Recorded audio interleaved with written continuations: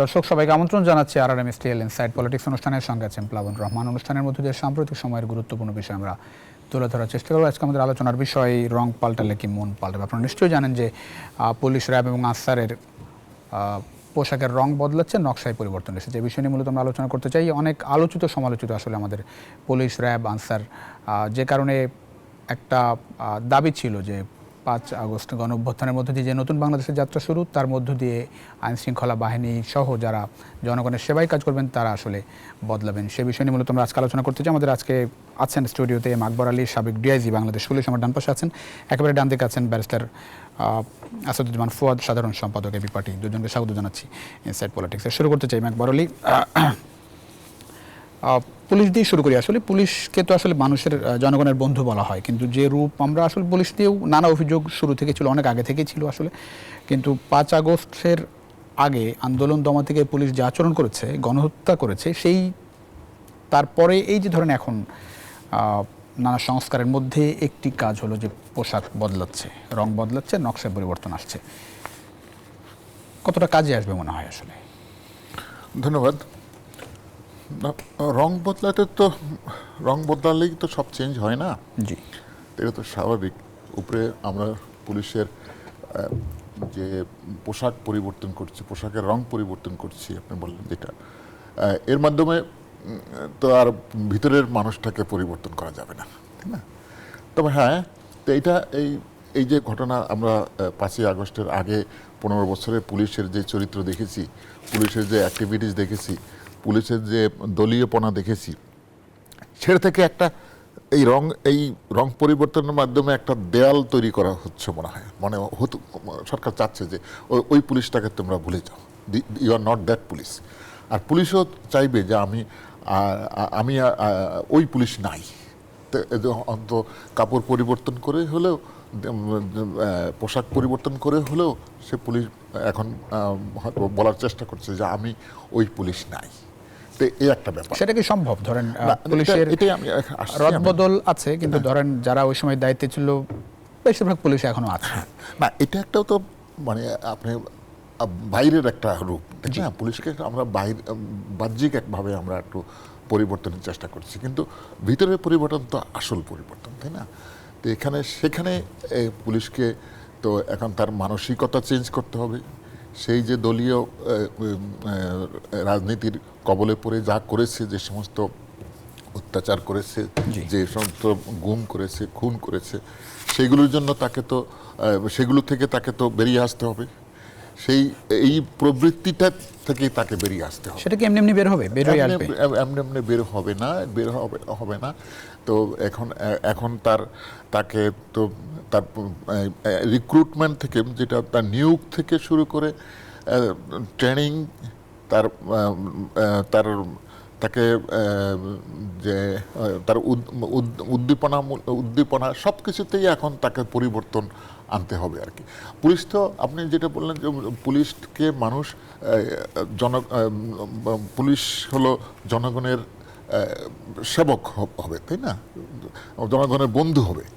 সেই সেবাটা তো আর সে পুলিশ এই 15 বছর বা আমরা খুব একটা দিতে পারি, 15 বছর দিতেই পারেনি। এর আগেও আমার যে সেবক হিসেবে যে প্রতিষ্ঠিত হয়েছে, এরকম খুব ভূমিকা আমরা দেখি নাই। আপনি তো বাংলাদেশ পুলিশে ছিলেন, আমি একটু পরে আসি। আমি একটু এই জায়গাটায় ব্যারিস্টার ফুয়াদের একটু মতামত নিয়ে আসতে চাই।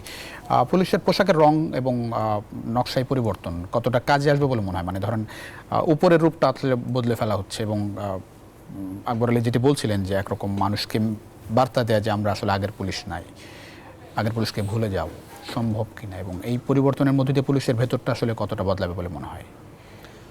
Police, RAB, answer. জি, ধন্যবাদ। পোশাক তো অনেকবার বদলিয়েছে, ব্যাপারটা এরকম না যে আপনি যদি একেবারে নতুন না, পুরাতন আমলের ছবি টবি দেখেন, ব্রিটিশ ইন্ডিয়াতে পুলিশের যে পোশাকের রং ছিল, আমরা যারা আজাদির আন্দোলনের ইতিহাস পড়েছি, ব্রিটিশ বিরোধী আন্দোলনের প্রত্যেকটা জায়গায় জায়গায় পুলিশ, এবং পুলিশ মানে কি বিদেশিদের কথা বলছি না, লোকাল ইন্ডিয়ানদের কথা বলছি, তারা কাপড় পরে তো জালিয়ানওয়ালাবাগ গণহত্যাও করেছে। তারা ভারতের আপনার ক্যালকাটার যে অন্ধকূপ, ব্ল্যাক হোল মানে ম্যাসাকার যেটাকে বলে, কি করে নাই? প্রশ্ন হচ্ছে পলাশির সময় দেখেন আপনি, আমাদের যে শত্রুপক্ষ যারা ছিল লর্ড ক্লাইভের বাহিনীর 300 ছিল ইউরোপিয়ান, সাদা মানুষ ছিল সোলজার 300-র মতো। বাকি যারা যুদ্ধ করেছে আরও প্রায় ধরেন 800-700, এরা কারা? এরা তো লোকাল কাপড় পরা মানুষ ছিল। প্রশ্ন হচ্ছে যে কাপড় আসলে মানুষ কেন পরে? কাপড় পরে আসলে তো লজ্জা নিবারণ করবার জন্য, যে একটা পশু থেকে একটা মানুষের পার্থক্যের জায়গাটা বোঝানোর জন্য যে আসলে আমরা পশু না, আমরা মানুষ। কিন্তু প্রশ্ন হচ্ছে যে কাপড় পরবার পরেও যদি আচরণটা পশুর মতো থেকে যায়, তখন কাপড় আসলে গৌণ হয়ে যায়, ওটা দিয়ে আসলে কিছু মানে মেক সেন্স করে না, ডিফারেন্স মেক করে না। তো এই জন্য দিন শেষে যেটা হয়েছে যে গত 16 বছর আওয়ামী আমলে আমরা সব কালো কোট পরা পেঙ্গুইন দেখছি না সারা বাংলাদেশে, পার্লামেন্ট থেকে শুরু করে সব জায়গাতে কালো কোটের ছড়াছড়ি। তো কালো কোটি পরে পরে তো কি হয়েছে, পুরো দেশটাকে ডার্ক মানে ব্ল্যাক হোল বানায় দিয়ে গেছে। এই জন্য পিলখানা গণহত্যার পরে দেখেন কাপড় চেঞ্জ হয়েছে তো বিজিবির, বিরিয়ানির নাম পরিবর্তন হইলো, বিজিবি বানাইলো, কাপড় চেঞ্জ করলো। সেই বিজিবি বাংলাদেশে 16 বছরে এমন কোনো গণহত্যা নাই যার সাথে সে জড়িত ছিল না। হেফাজতের গণহত্যা বলেন, তারপরে বিএনপি, জামায়াত, শিবির, তারপরে বিরোধী দলের নেতাকর্মীদের উপরে গুম খুন করার হেন কোনো কাজ নাই তা যারা তা করে নাই। এরপরে গত জুলাই আগস্টের গণ অভ্যুত্থানের আন্দোলনের সময় দেখেন এই বিজিবির সোলজাররাই তো গুলি করে হাজার হাজার মানুষ মারছে। আমরা যারা রাজপথে আন্দোলন সংগ্রামে ছিলাম, আপনার বিজিবির টহল গাড়ি ধরেন এই বাহিনীর পক্ষ থেকেও, বাহিনী না, আপনি এই গণঅভ্যুত্থানের পরে দেখেন এই সব দোষ আসলে বলা হচ্ছে যে সরকার প্রধানের, শেখ হাসিনা থেকে নির্দেশনা এসছে, পুলিশ প্রধান থেকে নির্দেশনা এসছে। মানে এর মধ্য দিয়ে কি মানে পুলিশের আসলে দোষ থাকে না? মানে পুলিশে যারা ছিল তাদের কোনো দোষ নেই, সব দোষ সরকারের? অবশ্যই দোষ। বিজেপির কোনো দোষ নাই, র্যাবের কোনো দোষ নাই? অবশ্যই দোষ আছে, কেন থাকবে না? বিষয়টা সরকার নির্দেশনা দিলে আর কিছু করার থাকে না, বিষয়টা দেখেন কিনা? আকবর ভাই বলতে পারবেন, ওনাদের কিন্তু নিজস্ব প্রফেশনাল ট্রেনিং আছে সকল ফোর্সে। জি জি। শপথও আছে, ওনাদের কিন্তু একটা শপথ নিতে হয়, রাষ্ট্রীয় শপথ আছে। জি জি। রাষ্ট্রীয় শপথে ওনারা কি কি জিনিস সমুন্নত রাখবার কথা বলেছেন, তার ভিতর একটা বলেছেন হচ্ছে আমাদের সংবিধান সমুন্নত রাখার কথা লেখা আছে। কারণ সংবিধানটা কি জিনিস, এটা কি হাসিনা থাকা না থাকায় বদল হয়, না এটা দলের ক্ষমতার পরিবর্তনে বদল হয়? এটা তো একটা পার্মানেন্ট জিনিস। জি। তাহলে বাংলাদেশে গত 16 বছরে কি একটা ব্যক্তিত্ব সম্পন্ন dignified police officer, RAB officer, armed forces officer resign করছে, প্রেসে গিয়ে বলছে যে দিস ইজ অ্যান অর্ডার যেটা কনস্টিটিউশনের সাথে আমার শপথের সাথে যায় না, করে নাই, সো আই রিজাইন? একটা অফিসার বলছে কিনা? বলে নাই তো। এবং গণঅভ্যুত্থানের সময় তো কেউ গণঅভ্যুত্থানের সময় একটা দুইটা ছোটখাটো অফিসারের কথাবার্তা এখানে সেখানে শুনছি। তাহলে প্রশ্ন হচ্ছে যে আপনি তো আপনার যে বিবেক, আপনার যে শপথ, আপনার যে ট্রেনিং, সেটা তো আপনি সমুন্নত রাখেন নাই। আপনি তো আপনার নিজের শপথের সাথে গাদ্দারি করছেন। তাহলে যেই পোশাক পরে আপনি একটা শপথ নিছেন, নতুন পোশাক পরেও যে আপনি ওই শপথ লঙ্ঘন করবেন না তার কি গ্যারান্টি আছে? সো এগুলো খুবই পেরিফেরিয়াল আই ওয়াশ এবং কাপড় বেচা কেনার একটা লুটপাটের কাজ হবে। পুলিশ এবং র্যাবের, সেনাবাহিনীর পোশাক যতবার পরিবর্তন হয়, নতুন নতুন কোম্পানি এখানে টেন্ডার পায়, এই কোম্পানি নিয়ে হাজার হাজার কোটি টাকা লুটপাটের ব্যবসা হবে, নিশ্চিত থাকেন এখানে। এবং খালি খবর নেন কারা এই পোশাকের কোম্পানির কাজ আগে পাইছে এবং এখন পাবে, এটা আপনাদের রিপোর্টারদেরকে দিয়ে রিপোর্ট করান। এখানে একটা লুটপাটের বাণিজ্য আছে। আসল যেটা সিরিয়াস রিফর্ম, এটা নিয়ে কোনো ডিসকাশন নাই। আমরা বারবার বলেছি গণতদন্ত কমিশন করেন, এই আর্ম ফোর্সেস থেকে শুরু করে আমার যে ল এনফোর্সমেন্ট এজেন্সিজ আছে, আমার যে গোয়েন্দা সংস্থা আছে, তাদের যে গ্রস মিসকন্ডাক্ট গত 16 বছরের গ্রস ফেইলিয়ার্স, এগুলো নিয়ে পাবলিক হিয়ারিং করেন, শুনানি করেন। কোথায় সমস্যা হয়েছে 10টা ওসি হিসাব বলুক যে আমি কেন কি করতে বাধ্য হয়েছি, কোথায় বাধ্য করছি। আমি তো অনেক সৎ অফিসারকে চিনি, ডাম্পিং পোস্টে আছে, সমস্যা তো নাই, ওএসডি হয়ে আছে, গুলি তো করে নাই। তাহলে প্রশ্ন হচ্ছে যে আপনি কাপড় পইরা আর কাপড় না পইরা তো জিনিসের সমস্যার সমাধান করতে পারছেন। পুলিশ সংস্কার কমিশনের তাহলে কি করছে পুলিশ সংস্কার কমিশন? যে পুলিশ সংস্কার কমিশনের রিপোর্ট তো পাবলিক করে নাই সম্ভবত, এখন পর্যন্ত আমরা তেমন কিছু পত্রিকা দেখি নাই, দুদক এবং এটা এখনো পাবলিক করে নাই। রং বদল, পোশাক বদলের এগুলো তো বহু আগের আলোচনা। এটা এই আসার আগেও আপনি যখন এই সরকার ক্ষমতায় আসছে তখন থেকেই পুলিশের আইজিরা এই কথাবার্তাগুলো বলে আসছে। না, ধরেন আপনি যেটা বলছেন যে এটি শুধুমাত্র এই মানে কাপড়ের ব্যবসা লুটপাট যারা করবে তাদের মানে তাদের লাভ দেওয়ার জন্য আর কোনো কাজ দেখছেন? তাদের লাভ হওয়া ছাড়া এই কাপড় পরিবর্তনে দেশের মানুষের দুই আনার কোনো লাভ হবে না। কারণ এই পোশাক পরিবর্তনের রাজনীতি, পোশাক পরিবর্তনের যে আইওয়াশ রিফর্ম, এটা তো আমরা দেখছি। এই পোশাক পরিবর্তন করেই তো র্যাব গণহত্যা করছে। সিরিয়াস ডিসকাশন হচ্ছে দ্য এসেন্স অফ র্যাব থাকার দরকার আছে কিনা। আপনি যেটা সিরিয়াস ডিসকাশন করবেন, আর্ম ফোর্সেসকে বানানো হয়েছে আমার সীমান্ত পাহারা দেওয়ার জন্য, আমার সভরেন্টিকে পাহারা দেওয়ার জন্য, তাকে পুলিশিংয়ে আনছেন কেন? আপনার এলিট ফোর্স দরকার? এলিট ফোর্স তো পুলিশের মধ্যে আছে, এপিবিএন আছে। তাহলে আপনি পুলিশ ফাংশন করছে না বলে আরেকটা ডিসফাংশনাল ফোর্স তৈরি করছেন, কিলিং মেশিন তৈরি করেছেন, একটা মনস্টার্স বাহিনী করেছেন। আপনাকে তো সিরিয়াস ডিসকাশন করতে হবে, র্যাব বিলুপ্ত করে আর্ম ফোর্সেস অফিসারদেরকে ব্যারাকে ফেরায় নেন।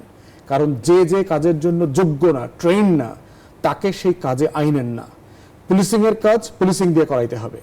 তাকে যেখানে যেখানে সংশোধন করা দরকার, ডিসমিস করা দরকার, ট্রেনিং করা দরকার, অন্যান্য দেশের সাথে এক্সচেঞ্জ প্রোগ্রাম করা দরকার, সেগুলোর ব্যবস্থা করা দরকার। আমাদের যেটা করতেছে, সিরিয়াস কোনো ডিসকাশন আমরা দেখতে পাচ্ছি না সরকারের মধ্যে।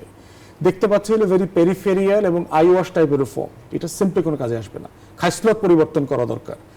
খাসলত পরিবর্তন কিভাবে হবে আপনার কি মনে হয়? ধরেন মানুষ বদলাবে কিভাবে? এই যে ভেতরটা, পুলিশের ভেতরটা কিভাবে বদলাবে? খাসলতের প্রথম পরিবর্তন হচ্ছে, একটা বড় অঙ্ক হচ্ছে বাড়ি পাঠায় দিতে হবে।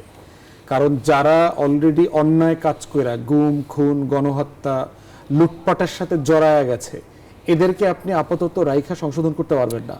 এগুলো মানে দলে দলে পাঠায় দিতে হবে। আপনার কি মনে হয়, ধরেন মানে একটা ধারণা, ধরেন পুলিশ, র্যাব যারা বিগত 16 বছর 15 বছর ধরে এই সার্ভিসে আছে, তাদের মধ্যে কত শতাংশ ভালো বলবেন? কঠিন যদিও, তারপরে ডেফিনিশন আছে। সবাইকে কি বাড়ি পাঠিয়ে দেওয়া সম্ভব? সবাইকে পাঠানোর দরকার নেই আপনার। ভালোর পার্সেন্টেজ তো আবার আপনি ডিফাইন করবেন কিভাবে? ভালো একটা, আপনি নিজেই তো বলেন, আমরা নিজেরাই তো আলোচনা করছিলাম যে একটা ভালো অফিসার তো বললো না ভাই আমি এই কাজটা করবো না, বা সরকারের আমি এটা মানবো না, আমি আই উইল রিজাইন। এক্স্যাক্টলি। তো এখন প্রশ্ন হচ্ছে যে ভালো ডেফিনেশনে তো অনেকগুলো ইস্যুজ আছে। একটা হলো যে ধরেন আমি ঘুষ খাই না, একটা ভালোত্ব। সে ঘুষ খায় না কিন্তু কাজ ভালোভাবে ডিসপেন্স করে না, ফাইল আটকায় রাখে, মানুষকে হেনস্থা করে, খারাপ ব্যবহার করে। আবার অন্য মানুষ আছে যে খারাপ ব্যবহার করে না কিন্তু হচ্ছে যে আবার কাজও ডেলিভারি করে না। তাহলে ভালো খারাপের জায়গাটা হচ্ছে যে আপনি পেশাদারিত্বের একটা ক্রাইটেরিয়া ওনাদের ফোর্সের ভিতরে আছে। প্রত্যেকটা ফোর্সে পেশাদার সৈনিক, পেশাদার পুলিশ, পেশাদার অফিসার বলতে কি বোঝানো হয়, এর একটা গাইডলাইন পুলিশের ম্যানুয়ালের ভিতরে আছে, র্যাবের ম্যানুয়ালে অথবা আর্মড ফোর্সেসের ম্যানুয়ালের মধ্যে আছে। ইস্যু হচ্ছে সেটাকে রিভাইজ করা দরকার। 150-200 বছর আগের ব্রিটিশ কলোনিয়াল মডেলে যেই ম্যানুয়াল তৈরি করা হয়েছে, সেটা আজকে 2024-এ স্বাধীন বাংলাদেশের জন্য প্রযোজ্য কিনা সেটা রিভাইজ করা দরকার, এবং ট্রেনিং এক্সচেঞ্জ করা দরকার। যারা ওয়ান্ডারফুল পুলিশিং করতেছে দুনিয়াতে, কিভাবে তারা করে। ব্রিটেনেও তো আপনার মিছিল মিটিং হচ্ছে, ব্যাপক বড় বড় মিছিল মিটিং হয়, মারামারি হয়। আমি ওখানে বহু মিছিল মিটিংয়ে গেছি, তো পুলিশ তো গুলি করে মেরে ফেলে না। তাহলে তার একটা পুলিশিং স্ট্র্যাটেজি আছে, সে কিভাবে পুলিশিংটা করছে।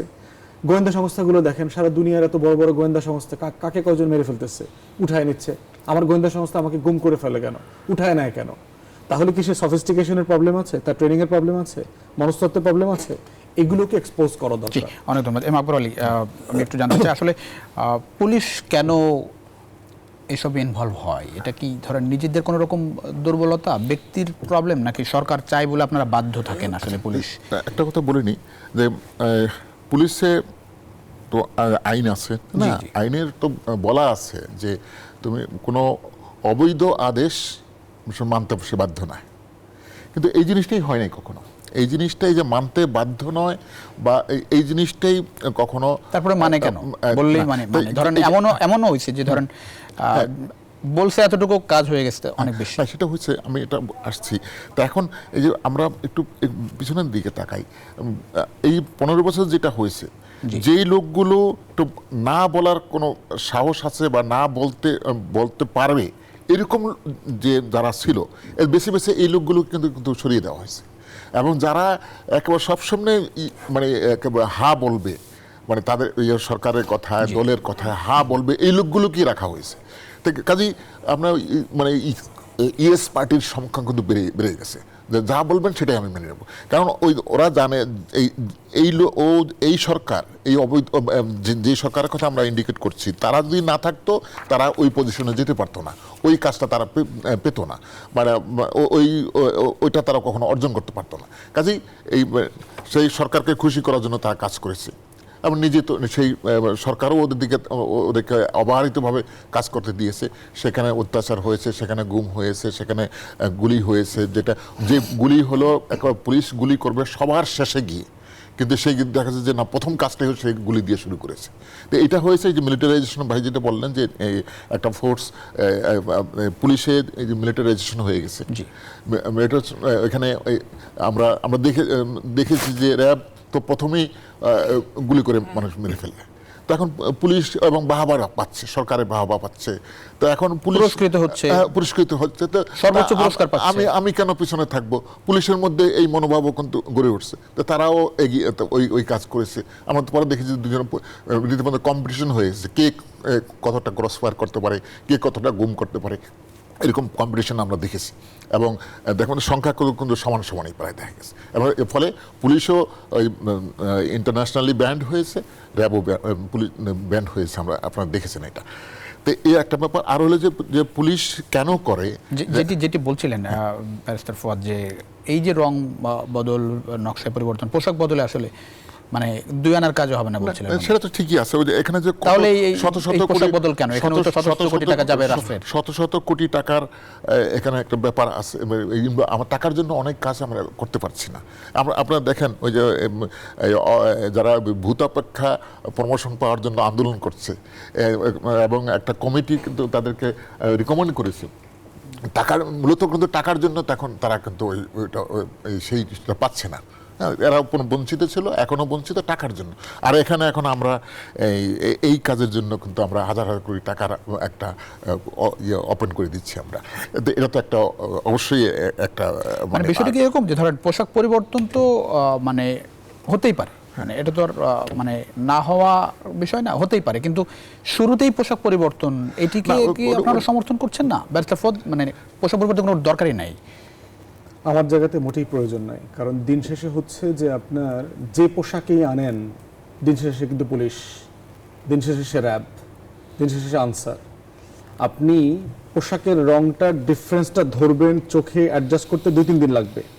আচ্ছা, পুলিশের নতুন পোশাক আসছে, আপনি দেখবেন হুট করে দেখবেন, ভাই জানবেন যে অন্য মেট্রোপলিটনের কিন্তু ডিফারেন্ট পুলিশ আছে, তাদের কাপড়টা একটু ডিফারেন্ট। জি জি, হুটহাট করে তারা ঢাকায় আসলে আচ্ছা উনি মনে হয় ঢাকার না, বাইরে থেকে আসছে, ওই এতটুকুই।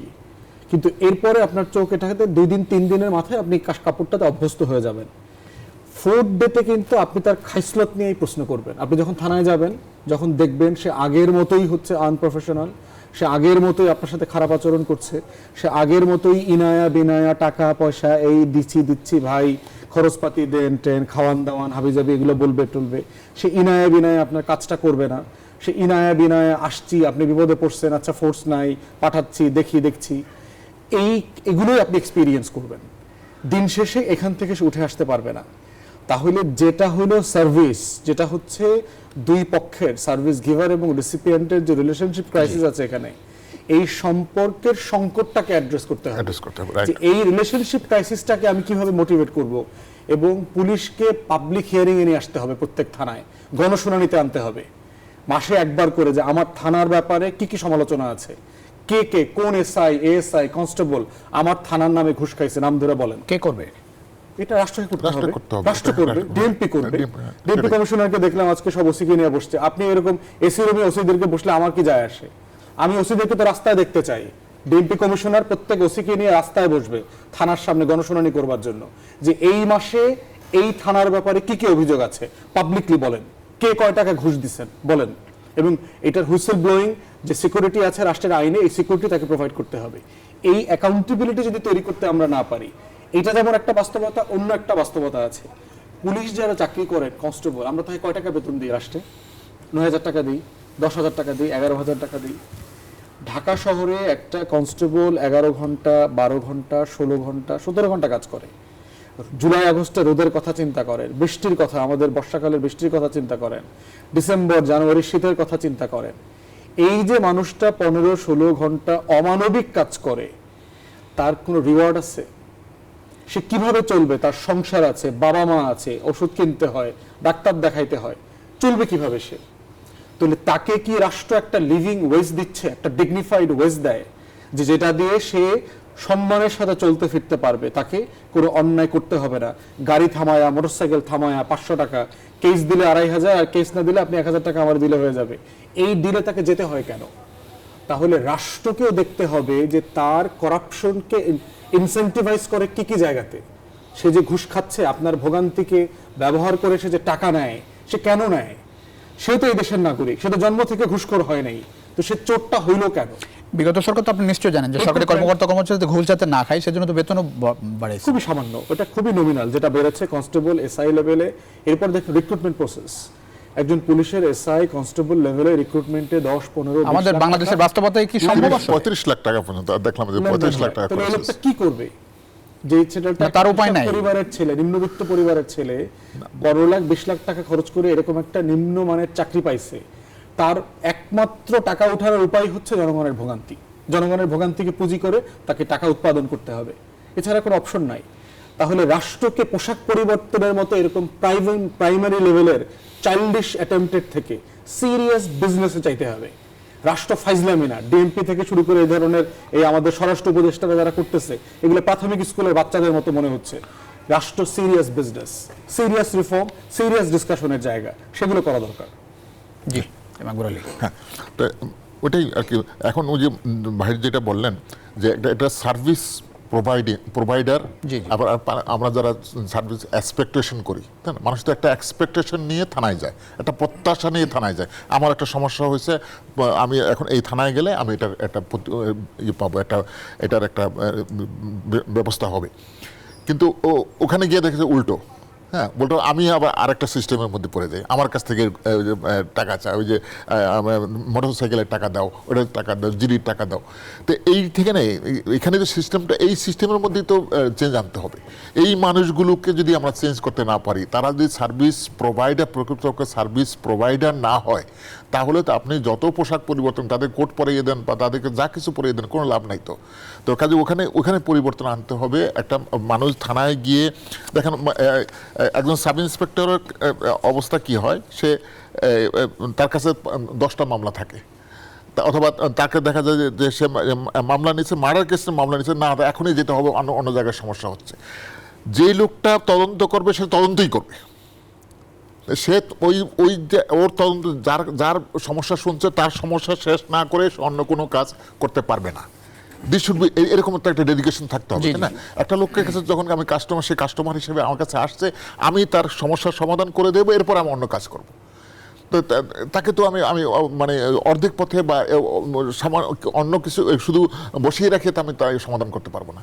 তো এই মনোভাবটা বা এই সিস্টেমটা যদি চালু করতে না পারে, থানায় ওসি থাকে না, জিডি হয় না, থানায় ওসি থাকে না, মামলা হয় না, এটা তো চলে না। দরকার হলে থানায় 3 শিফটে কাজ হবে, 3 জন। লোকবলের তো একটা বড় ঘাটতি নিশ্চয়ই আছে। একটা বিরতি নিয়ে ফিরছি, বিরতির পরে নিশ্চয়ই বিস্তারিত আলোচনা শুরু করতে হবে। আজকে ছোট বিরতির সময় হচ্ছে RRM স্টিল ইনসাইড পলিটিক্সে। কিছুক্ষণ মধ্যে ফিরছি, আশা করি সঙ্গে পাচ্ছি আপনাদের বিরতির পর। দর্শক, আবারও স্বাগত RRM স্টিল ইনসাইড পলিটিক্সের সঙ্গে আছেন প্লাবন রহমান। আমরা কথা বলছিলাম পুলিশ র্যাব আনসারের পোশাক পরিবর্তন, রং পরিবর্তন, নকশা পরিবর্তন নিয়ে। আমাদের সঙ্গে আছেন আকবর আলী, আছেন ব্যারিস্টার আসাদুজ্জামান ফুয়াদ। আকবর আলী, একটা বিষয়, বাংলাদেশের রাজনৈতিক যে বাস্তবতা, তাতে করে পুলিশ আসলে কিভাবে স্বাধীন হবে? পুলিশ স্বাধীন বলতে বোঝাচ্ছে যে পুলিশ কিভাবে নিজের যে আইন অনুযায়ী বা তার অফিসারের অর্ডার অনুযায়ী চলবে। এখানে যেটি হয় যে মানে সরকারের অর্ডার তো থাকতেই পারে। দেখা গেল যে একটা উপজেলা বা কনস্টিটিউয়েন্সির কথা বলি, এমপির হাতে একটা বড় ক্ষমতা থাকে, এমপির পিছনে অনেক পুলিশকে ঘুরতে হয়। সো এখান থেকে পুলিশ আসলে কিভাবে বের হবে? না, পুলিশ তো আর এমপির পুলিশ না, পুলিশ তো আসলে এমনি বাংলাদেশের বাস্তবতা কি মনে হয়? এখন ওই আমাদের যে সিস্টেম, এমপির কথা ছাড়া পুলিশ কিছু করতে পারে বলে মনে হয় সিস্টেম, ওটা সিস্টেম তাকে ফেলে দিয়েছে। কিন্তু আসলে তো এমপির সাথে পুলিশের কোনো ইয়ে নাই, কাগজে কলমে নাই, কিন্তু বাস্তবতা কি বলে? বাস্তবতা তো আছে, বাস্তবতা আপনি বললেন, এটাই ঠিক আছে। কিন্তু এখন যে কমিশন হয়েছে, কমিশনের প্রস্তাবনা আসছে যে একটা পুলিশ কমিশন করা, ওইটার অধীনে পুলিশকে রাখা, এবং তাদের এই যে পুলিশ এখন আপনি এমপির পিছনে কেন ঘুরে? কারণ ঘুরে এই জন্য যে সে জানে যে এর না ঘুরলে আমার বিপদ হবে। আমার এখান থেকে আমি ওসি সাহেব যে ওসি আছে, সে মনে করতে যে আমি এখান থেকে উইথড্র হয়ে যাবো, আমি এখান থেকে চাকরি করতে পারবো না। সাব ইন্সপেক্টরও তাই মনে করে, বা এসপিও তাই মনে করতে পারে। যদি এটা হয়, তাহলে এই যে মনে করাটা তো মনে করা মানেই তো ওখানে আনুগত্য। তো এটা পুলিশ যখন জানবে যে না, আমাকে কেউ ডিস্টার্ব করতে পারবে না, আমার ভালো কাজের জন্য আমি যদি সঠিক পথে থাকি আমাকে কেউ ডিস্টার্ব করবে না, আমার কাজ আমি করতে পারবো, এরকম একটা কমিশন বা এরকম একটা কর্তৃপক্ষ যদি থাকে যাতে তাদেরকে প্রোটেক্ট করবে, তাহলে কি পুলিশ আমরা স্বাধীন না? পুলিশ কি স্বাধীনভাবে কাজ করতে পারবে না? অবশ্যই পারবে। এটা আমি মনে করি এইটাই আমাকে এখন গড়ে তুলতে হবে যে পুলিশকে আপনি পুলিশকে আপনার মানবাধিকার আমরা রক্ষক বলি, হ্যাঁ, কিন্তু পুলিশের তো কোনো তার তো রক্ষা করার মতো কেউ নাই, তাকে হেনস্থা হইতে হয়। আমি আমাদের নূর মোহাম্মদ স্যার যখন আইজি ছিলেন ওনার কাছে একদিন গিয়েছিলাম, উনি বললো যে দেখি মন খুব খারাপ। বলে কেন স্যার, কী হয়েছে? তার বলো না, যশোরের এক এমপি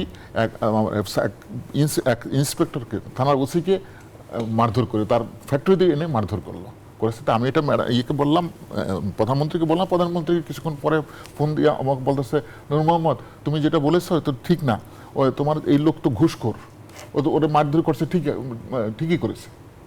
তাহলে এইটা যদি হয় তখন ওই বলে যে মারধর ঠিক, আর মারধর করলে তো ঠিক, মানে তো ঠিক হলো না, ওর তো একটা আইন কানুন আছে, তাকে আমরা আমাদের অভিযোগ করলে করতে পারতাম। বলছে না না, ও যা করেছে ঠিকই করেছে। তো এই হলো আপনার কর্তৃপক্ষের ধারণা যে পুলিশকে কিভাবে কন্ট্রোল করতে হবে।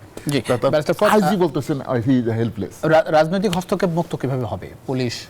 র্যাবের বিলুপ্তি নিয়ে বহুবার আলোচনা সমালোচনা হয়েছে, তারপরেও আমরা মানে র্যাবের এই জায়গাটায় পোশাক পরিবর্তন হলো, তার মানে আপাতত র্যাবের বিলুপ্তির জায়গাটায় কোনো রকম না। ওয়েল, আসলে দাবি তো চালিয়ে যেতে হবে। একটা ইন্টারন্যাশনালি স্যাংশন ফোর্স একটা রাষ্ট্রের জন্য তো কলঙ্ক, যে আপনাকে সারা দুনিয়া জানে যে আপনার এখানে একটা এলিট ফোর্স আছে, এই র্যাব নামে এই ফোর্সটাকে আমেরিকার ট্রেজারি ডিপার্টমেন্ট থেকে তাকে স্যাংশন করা হয়েছে, তার ডিজিকে স্যাংশন করা হয়েছিল, তার সাথে ইনভলভ 5-6 জন অফিসারকে স্যাংশন করা হয়েছে।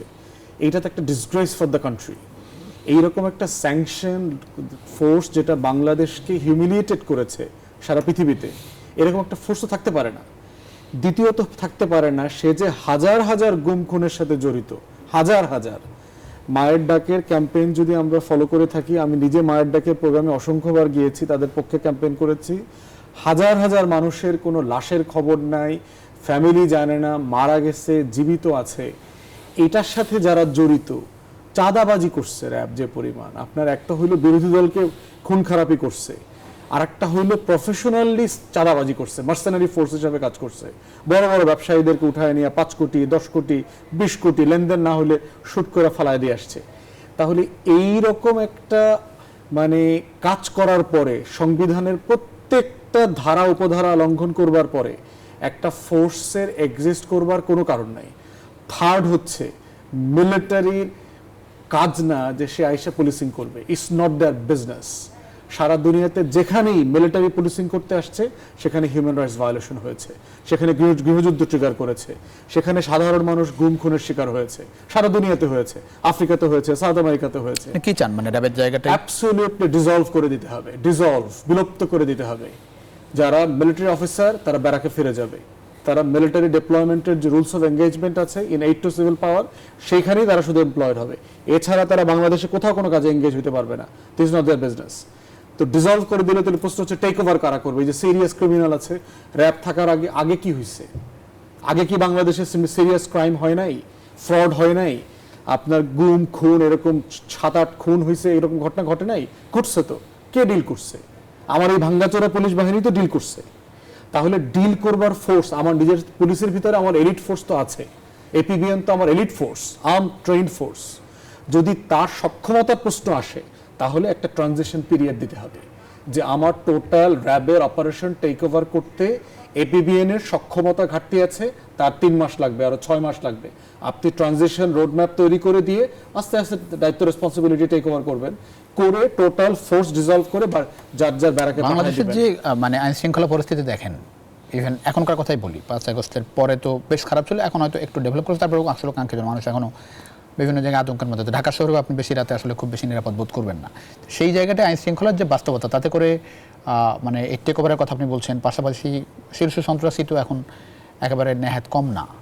তো সেই জায়গাটাই পুলিশ এপিবিএন দিয়ে আপনি টেক ওভার করতে সার্টেনলি পারা যাবে, 100% পারা যাবে। কারণ এই ফোর্সের এই ধরনের যে যারা ইন্ডিভিজুয়াল আকারে এখানে কাজ করছেন তাদের সার্ভিস তো আপনি পাবেন। এই ব্যক্তিরা মিলিটারি ডিপ্লয়েড আছে, তো তারা মিলিটারি অফিসার হিসেবে ডিপ্লয়েড থাকবে আন্ডার দ্য সিভিল অ্যাডমিনিস্ট্রেশন। কিন্তু সে নিজে আর্মড ফোর্সেস নিয়ে, সে একটা আর্মড ফোর্সেসের ট্রেনিং নিয়ে সে তো আপনার এই পুলিশিংটা করতে পারে না। কারণ সমস্যাটা কোথায় দেখেন, রাষ্ট্র চাইলে কি করবে? মানে রাষ্ট্র তো চাচ্ছে, রাষ্ট্র চাচ্ছে না তো, রাষ্ট্র তো র্যাব চাচ্ছে। এক্স্যাক্টলি, প্রবলেম তো সেখানেই। এই জন্যই তো আমাদেরকে রাষ্ট্রের ব্যাপারে এখানে সমালোচনা করতে হচ্ছে। এই সমর্থন আর সমালোচনার মধ্য দিয়ে তো অন্তর্বর্তীকালীন সরকার। এই জন্য আমরা আগে থেকেই বলে আসছি, ফেরাউন যখন ক্ষমতায় ছিল তখনও বলছি, এখনো বলে যাব, র্যাব থাকার কোনো প্রয়োজনীয়তা নাই, দেশে কোনো সমস্যা হবে না। অলরেডি সিচুয়েশন যা আছে তার থেকে হিউম্যান রাইটস সিচুয়েশন গ্র্যাজুয়ালি ভালো হবে। আপনার সমস্যাটা হয়েছে কোথায়? পুলিশ ফাংশন করছে না, সো একটা র্যাব করলাম। র্যাব ফাংশন করছে না, এখন কি আপনি আরেকটা ফোর্স করবেন?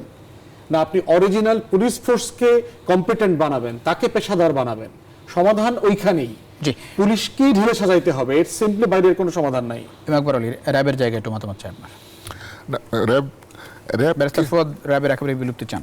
হ্যাঁ, না এটা নাকি যারা মানে গুম খুনের সঙ্গে সরাসরি জড়িত, যাদের বিরুদ্ধে অ্যালিগেশন, তাদেরকে এরকম একটা বাহিনী র্যাব থেকে সরিয়ে দিতে হবে? আমরা অন করতে যাব কেন, তাই না? যে বাহিনী গুম খুনের সাথে জড়িত, যে বাহিনী আন্তর্জাতিকভাবে তারা ধিকৃত, ব্যান্ড, তো সেই বাহিনী দিয়ে সে বাইরে তার মুখ দেখাতে পারবো না, তাহলে আমি ঘরে তাকে আমাদের রেখে আমি কি করবো তাকে দিয়ে?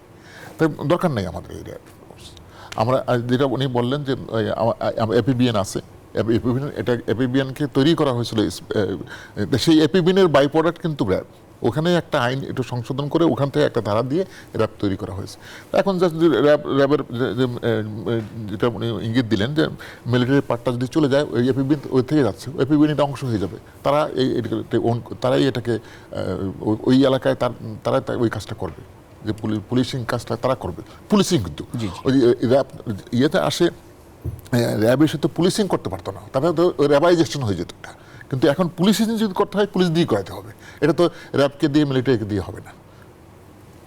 আর তারপরেও কিন্তু আপনার যে কোনো স্পেশাল অপারেশন যদি আপনার দরকার হয়, আপনি আর্মড ফোর্সেসের, এলিট ফোর্সের, নেভি, সিল, তাদের যেগুলো আছে, আপনি যে কোনো সময় এটা কল ইন করতে পারবেন, অ্যাবসলিউটলি পারবেন। এটা 10 মিনিটের একটা প্রিপারেশনের ব্যাপার। পুলিশ হেডকোয়ার্টার থেকে যদি বলে যে আমার একটা ইমিডিয়েট অপারেশনের জন্য আমার একটা এলিট অ্যাসিস্ট্যান্স দরকার, তারা চলে আসবে।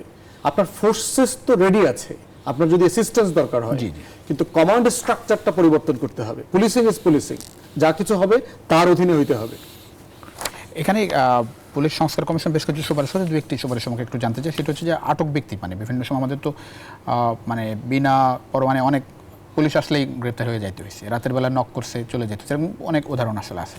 সেই জায়গাটাই মানে পুলিশ কর্তৃক 5 ধাপে বল প্রয়োগের পরিকল্পনার কথা বলছে কমিশন। আটক ব্যক্তি রিমান্ডে থাকা আসামিকে জিজ্ঞাসাবাদের জন্য প্রতিটি থানায় স্বচ্ছ কাচের ঘেরাটোপ তারা আসলে আলাদা করে চাই। তল্লাশির সময় পুলিশ কর্মকর্তা পরিচয় দিতে অস্বীকার করলে, সার্চ ওয়ারেন্ট না থাকলে জরুরি যোগাযোগের জন্য নাগরিক নিরাপত্তা বিধানে একটি জরুরি কল সার্ভিস চালু করার কথা বলছে। দেখেন, এগুলো নতুন কোনো প্রস্তাব না, এগুলো পুরাতন আলোচনা, বহু পুরাতন আলোচনা। আপনি যদি 70-এর দশকে অথবা 80-এর দশকেরও পুলিশ রিফর্ম কমিশনের প্রস্তাবনাগুলো পড়েন আপনি দেখবেন এগুলো। এবার যে নতুন প্রস্তাবনায় কোনো কিছু চোখে পড়ে না আমার কাছে, মৌলিক কোনো পরিবর্তন প্রস্তাবনা আমি দেখি নাই। একটা বিষয় দেখেন, আমাদের পক্ষ থেকে আমরা বারবার দাবি করেছি যে ইন্ডিপেন্ডেন্ট পুলিশ কমপ্লেন্স কমিশন দরকার। ইউকে থেকে শুরু করে সারা দুনিয়াতে পুলিশকে সুপারভাইজ করা এবং জবাবদিহিতার আওতায় আনা, পুলিশ এবং ল এনফোর্সমেন্ট এজেন্সিস যারা সিভিল অ্যাডমিনিস্ট্রেশনে পুলিশিং করেন, এমন প্রত্যেকটা ফোর্সকে আপনি জবাবদিহিতার আওতায় আনবার জন্য একটা সেপারেট কমিশন দরকার, যে একটা ইন্ডিপেন্ডেন্ট বডি হবে, তার নিজস্ব জনবল থাকবে, নিজস্ব তদন্ত করবার ক্ষমতা থাকবে, নিজস্ব বিচারিক আইন থাকবে, প্রয়োজনে আলাদা ট্রাইব্যুনালও করা যেতে পারে, তার অধীনেই তার ইনস্ট্রাকশনে আলাদা জাজ সেখানে ট্রাইব্যুনালে বিচার করবে। এটা যদি আপনি না করেন, পুলিশের বিরুদ্ধে মামলা করা যায় না। পুলিশের বিরুদ্ধে অভিযোগ অন্য পুলিশ নিতে চায় না। ইভেন দেখবেন এই জুলাই আগস্টে গণহত্যার সাথে জড়িত ভিকটিম ফ্যামিলিরা আমাদেরকে বলছে 2 দিন 3 দিন গিয়ে পুলিশ স্টেশনে বসে আছে, তার ওই থানার ওসি, ডিসি এরা যারা ছিল এর আগে, এদের কারো বিরুদ্ধে মামলা নিচ্ছে না, কোনো কারণে বলতেছে না। তাহলে এখন এই ভিকটিম ফ্যামিলিটা, শহীদ পরিবারটা কই যাবে? তার যাওয়ার জায়গাটা, নেক্সট অ্যাক্সেস কোথায় তার? কমপ্লেন্টস কমিশন যদি থাকে, তখন এই পরিবারটা স্ট্রেট হয়ে সেখানে যেতে পারবে।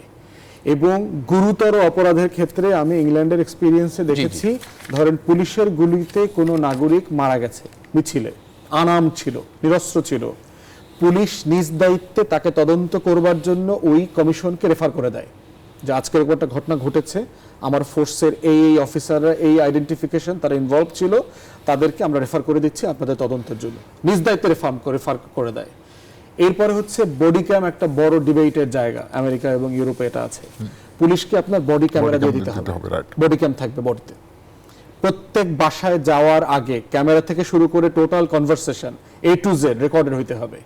রেকর্ডেড না হইলে এই পুলিশের কোনো অপারেশন বৈধ হইতে পারবে না, আইনসিদ্ধ হবে না, বিচারিক আদালতে এটা তথ্য উপাত্ত অথবা এভিডেন্স আকারে, সাক্ষ্য আকারে গ্রহণযোগ্য হবে না। আপনি সিম্পল কিছু হাইটেক রিয়ালিটি যদি করে ফেলেন, অ্যাডাপ্ট করে ফেলেন, তাহলেই এটা করা সম্ভব। আমরা যারা ইংল্যান্ডে প্র্যাকটিস করেছি আমরা দেখেছি যে পুলিশ স্টেশনে যখন ক্লায়েন্টকে ইন্টারভিউ করা হয়, এটা আপনি চাইলে ভিডিও করাইতে পারবেন, আপনি চাইলে এটা অডিও করাইতে পারবেন এবং ট্রান্সক্রিপ্ট করে দেবে। ইন্টারভিউ শেষে আপনাকে বসায় ইমিডিয়েটলি টোটাল ইন্টারভিউ কনভারসেশন আপনাকে ট্রান্সক্রিপ্ট দিয়ে দিবে লয়ারের হাতে। লয়ার এবং ক্লায়েন্ট দুজনে মিলে এরপর আবার একটা গো থ্রু করবে যে আমরা যা জিজ্ঞেস করেছি আর তোমরা যা বলেছো সেটা কি কারেক্টলি লিখিত আছে কিনা। ক্লায়েন্ট এবং মক্কেলের আইনজীবী দুজনে মিলে যখন এটা স্বাক্ষর করবে, ওইটাই তখন তারা প্রসিকিউশনের জন্য কোর্টে পাঠাবে।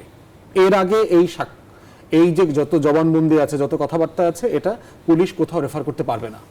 তাহলে এই যে ন্যূনতম কিছু অ্যাকাউন্টেবিলিটির জায়গা আছে। এরপর আরেকটা বিষয় আমি ফিল করছি, আকবর ভাই যোগ বিয়োগ করতে পারেন, আমি চাচ্ছি পুলিশকে সেন্ট্রাল ফোর্স আকারে ভেঙে দেওয়া। সেন্ট্রালাইজ কোনো পুলিশ ফোর্স থাকবে না, প্রত্যেক উপজেলার নিজস্ব পুলিশ ফোর্স থাকবে, পৌরসভার নিজস্ব পুলিশ ফোর্স থাকবে, আপনি মেট্রোপলিটন সিটি নিজস্ব পুলিশ ফোর্স থাকবে। সারা দুনিয়াতে এটা আছে।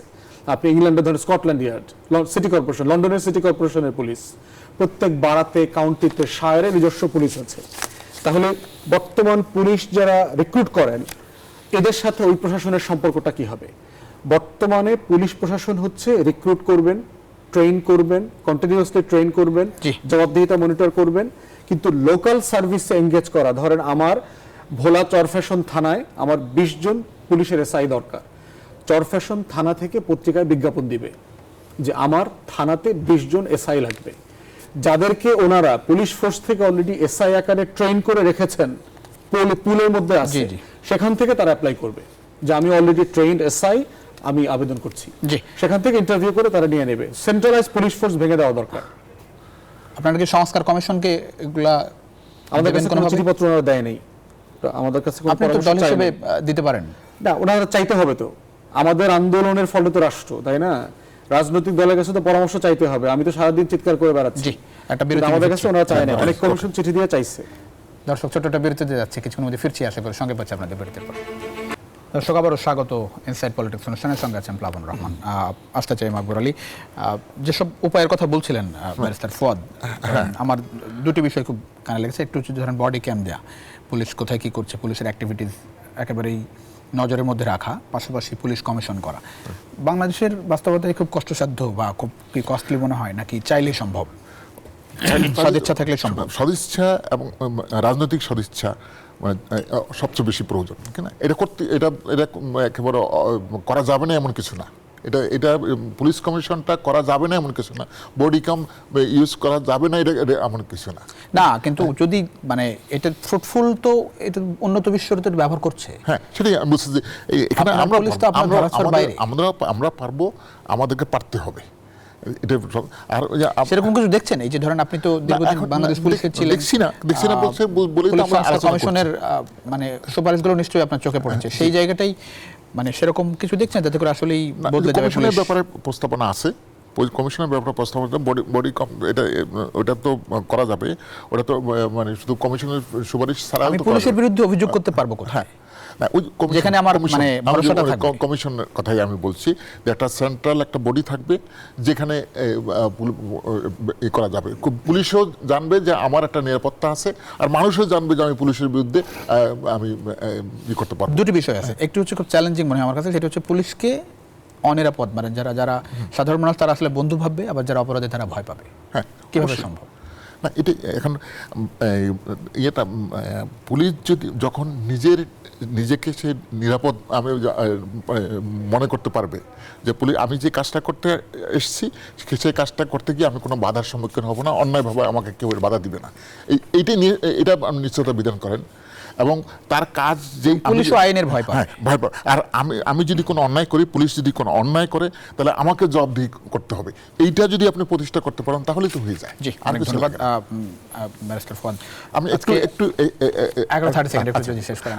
আমি বলছি ওই যে সেন্ট্রাল, আমাদের যারা বলছেন যে ডিসেন্ট্রালাইজেশন, আমি এখন কিন্তু ডিসেন্ট্রালাইজেশন আগে এখন একটা সেন্ট্রাল একটা বডি থাকা দরকার, পুলিশকে নিয়ন্ত্রণ করার জন্য। সেন্ট্রাল একটা বডি এখনই দরকার, তারপরে পরে ওগুলো ডিসেন্ট্রালাইজেশন করা বা পুলিশকে ছোট ছোট এলাকায় পুলিশের ডিসেন্ট্রালাইজ পুলিশ বাহিনী গঠন করা, এটা করা যাবে এবং ওটা দরকার হবে।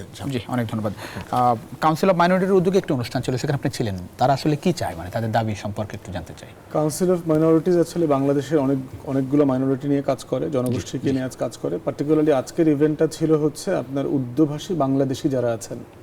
আপনারা জানেন যে 47-এ যখন ব্রিটিশ কলোনিয়ালিস্টরা এখান থেকে চলে যায়, দুইটা নতুন দেশ তৈরি হয়, ভারত এবং পাকিস্তান, এবং ভারতের বিভিন্ন অংশ থেকে লক্ষ লক্ষ মুসলমানরা তখন হিজরত করে, মহাজির বলে, হিজরত করে তারা এই অংশে, পাকিস্তানের এই অংশে চলে আসে। পার্টিকুলারলি আসছে হচ্ছে আপনার পশ্চিম বাংলা, বিহার, উড়িষ্যা, এবং বিহারে একটা বড় রায়ট হয়, হাজার হাজার মুসলমানদেরকে হত্যা করা হয় ওখানে। ওই পার্টিকুলার বিহার রায়টের পরে আপনার লক্ষ লক্ষ বিহারিরা চলে আসেন। তো বিহারিরা ছাড়াও আপনার পাঞ্জাব থেকে, উত্তরপ্রদেশ থেকে, অনেক দেশ থেকে এই অংশের এসছে। সংখ্যাটা 20 লাখের উপরে, কম বেশি হতে পারে। তাদের অনেকেই আবার ধরেন মূলধারায় অ্যাসিমিলেটেড হয়ে গেছে, কেউ পাকিস্তানে ফিরে গেছে, কেউ আবার ইন্ডিয়াতে কেউ ফিরে গেছে, মোস্টলি সেটেল হয়ে গেছে। এখন সংখ্যাটা 10 লাখের নিচে। পাকিস্তানে তখন আপনার যেটা করেছে, একটা কমিশন করা হয়, কমিশনের পক্ষ থেকে ধরে নেওয়া হয়েছিল যে এই পরিমাণ মুহাজির আসবেন, তাদেরকে সেটেল করবার জন্য তখন প্রায় 38টা জেলাতে 34,000 একর জমি সরকার অ্যাকোয়ার করে তাদেরকে পুনর্বাসন করবার জন্য, দেবার জন্য, এবং দেওয়াও হয়েছে। কিন্তু সরকারের তালিকায় দেখা যাচ্ছে যে আপনার জমি দেওয়া হয়েছে এমন লোকের সংখ্যা লাখখানেকের কিছু উপরে। তাহলে অধিকাংশ লোক জমি পায় নাই, এবং অধিকাংশ জমি এখন আসলে বেদখল হয়ে আছে। এর বাইরে আরেকটা সংকট হচ্ছে যে এই বিহারিদের, আপনার যারা উর্দুভাষী বাংলাদেশি আছেন, তারা কিন্তু মুক্তিযুদ্ধে একটা বিশাল অংশগ্রহণ করেছেন। তাদের এক অংশের গল্প বারবার বলা হয় যে তারা অনেকেই পাকিস্তানের পক্ষে ছিলেন। বাঙালিদেরও তো একটা অংশ পাকিস্তানের পক্ষে ছিল, তাদেরও একটা অংশ পাকিস্তানের, অখণ্ড পাকিস্তান রাখবার পক্ষে ছিল। কিন্তু এই উর্দুভাষীরা কিন্তু যুদ্ধও করেছে। তাদের ভিতরে মানে পদবীধারী, বীর প্রতীক, বীরুত্তমধারী আপনার মুক্তিযোদ্ধা আছেন। অসাধারণ বড় বড় প্রমিনেন্ট বুদ্ধিজীবী, সাংবাদিক, কবি আছেন যারা বাংলাদেশে বড় হয়েছেন উর্দুভাষী। এই যে ধারাবাহিকতায় আমরা দেখলাম, তাদের নাগরিকত্ব ছিল না, আইডি কার্ড পেতেন না। 2008, 9, 10-এর সুপ্রিম কোর্টের একটা রায়ের প্রেক্ষিতে এখন তারা নাগরিকত্ব পাচ্ছেন এবং আইডি কার্ড পাচ্ছেন, পাসপোর্ট পাচ্ছেন।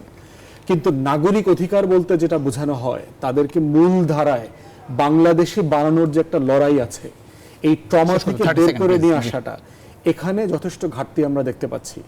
তো অতএব আমরা মনে করছি যে অন্তর্বর্তীকালীন সরকার আমরা আশা করি নিশ্চয়ই সেটা তারা কোনোদিন। জি, অনেক ধন্যবাদ আকবর আলী, ব্যারিস্টার আসাদুজ্জামান ফুয়াদ। দুজনকে অসংখ্য ধন্যবাদ রাতে মূল্যবান সময় দেওয়ার জন্য। দর্শকই ছিল আজকে ধন্যবাদ। আর ইনসাইড পলিটিক্স। দেখা হবে নিশ্চয় অন্য সময়। সে পর্যন্ত ভালো থাকবেন সবাই।